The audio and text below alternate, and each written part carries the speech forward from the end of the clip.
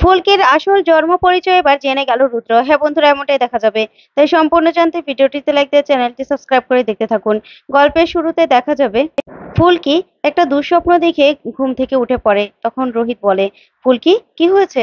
তখন ফুলকি বলে, জানেন তো স্যার, আমি না স্বপ্নে দেখছিলাম যে আমার মা আমাকে ডাকছে, কিন্তু একটা গান শোনাচ্ছে, আর কিছুই দেখতে পাইনি। তখন রোহিত বলে, আসলে তুমি তোমার মায়ের কথা চিন্তা করে ঘুমিয়েছো তো, তাই এগুলো দেখেছো।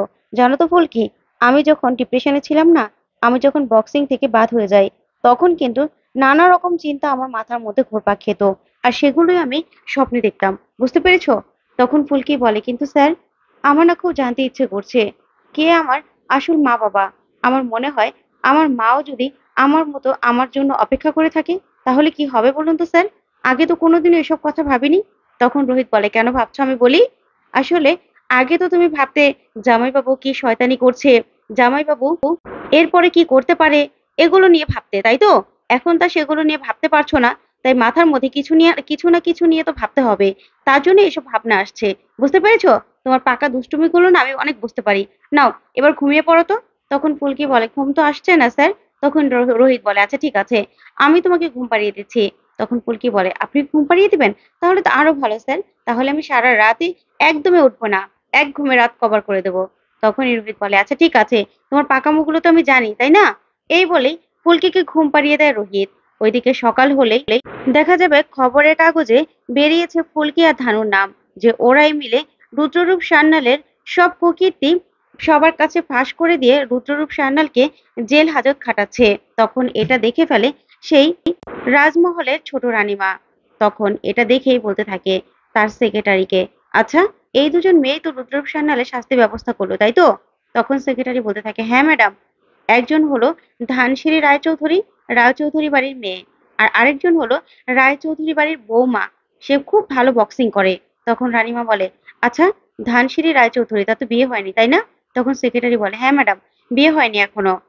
তখন রানীমা বলে, আচ্ছা ঠিক আছে, তাহলে এই ধানসিঁড়ি রায়চৌধুরীর সম্পর্কে সব খোঁজ লাগাও তো, আর ওই রায়চৌধুরী বাড়িতেও আমাকে কথা বলিয়ে দিও। রায়চৌধুরী বাড়িতে আমি যেতে চাই। তখন এই কথা শুনে সেক্রেটারি বলতে থাকে, ঠিক আছে ম্যাডাম।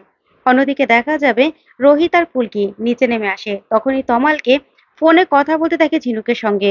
তমাল ঝিনুককে বলতে থাকে, আপনি ঠিক করে ব্যাংকে পৌঁছে গেছেন তো? আমি জানি আপনি হিসাবটা খুব ভালো করে জানেন, কিন্তু আমি গেলে কি হতো বলুন তো? আমি গেলে তো খুব ভালো হতো। এদিকে রোহিত ফুলকিকে বলতে থাকে, আসলে তমালের কথা শুনে বুঝতেই পারছি না, ঝিনুক কি ব্যাংকে গেছে, নাকি ঝিনুক ইউএসএ তে গেছে।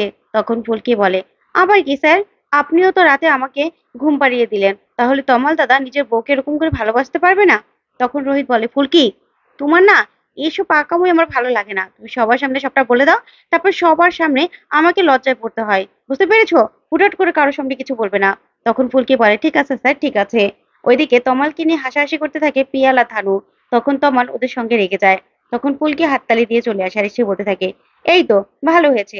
তমাল দাদা, তুমি কেন দরজা বন্ধ করে প্রেম করবে বলো তো? এই ফুলকি দাস আর স্যারের মতো খুললাম খুললাম প্রেম করবে, বুঝতে পেরেছো? সবার সামনে।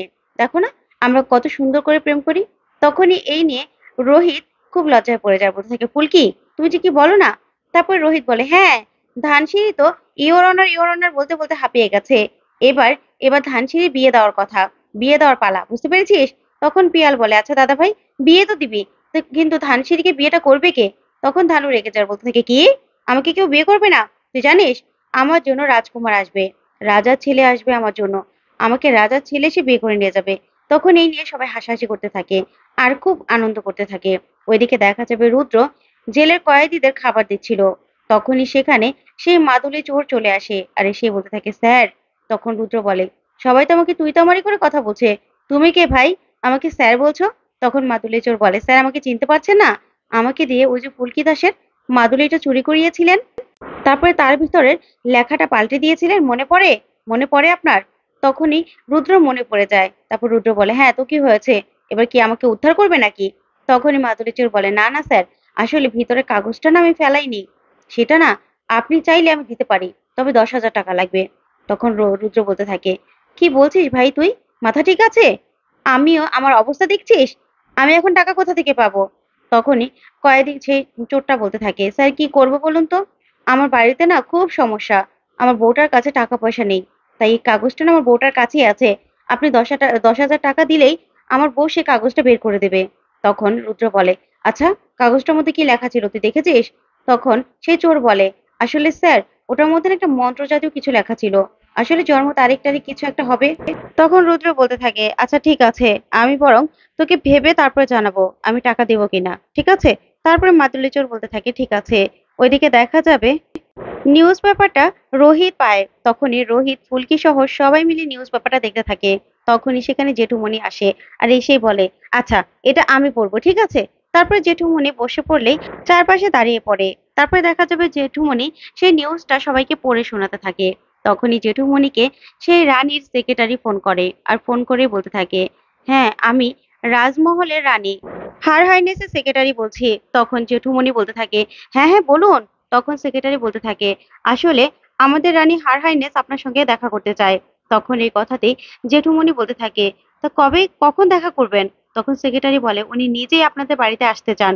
তখন এই কথা শুনে জেঠুমনি খুব খুশি হয়ে যায়, বলতে থাকে, সত্যি? তাহলে আমরা সবসময় রেডি আছি ওনার সঙ্গে কথা বলতে। তখন সেক্রেটারি বলে, আচ্ছা ঠিক আছে, তাহলে রানী হার হাইনেস আজকে আপনাদের বাড়িতে আসবে সন্ধ্যাবেলা। তখন জেঠুমনি বলে, ঠিক আছে ঠিক আছে। তারপরে নমস্কার বলে ফোন রেখে দেয়। তখন ফুলকি বলতে থাকে, আচ্ছা জেঠুমনি, হার হাইনেস কি গো? তখন রোহিত বলে, হ্যাঁ জেঠুমনি বলেন না।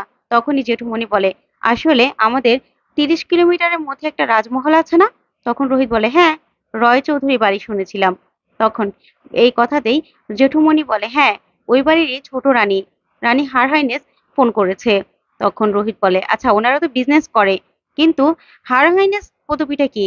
তখন ফুলকি বলে, ইস, বেশ নামটার মধ্যে আগেদের পুরনো রাজা আমলের সবকিছুর মধ্যে মনে হয়, তাই না?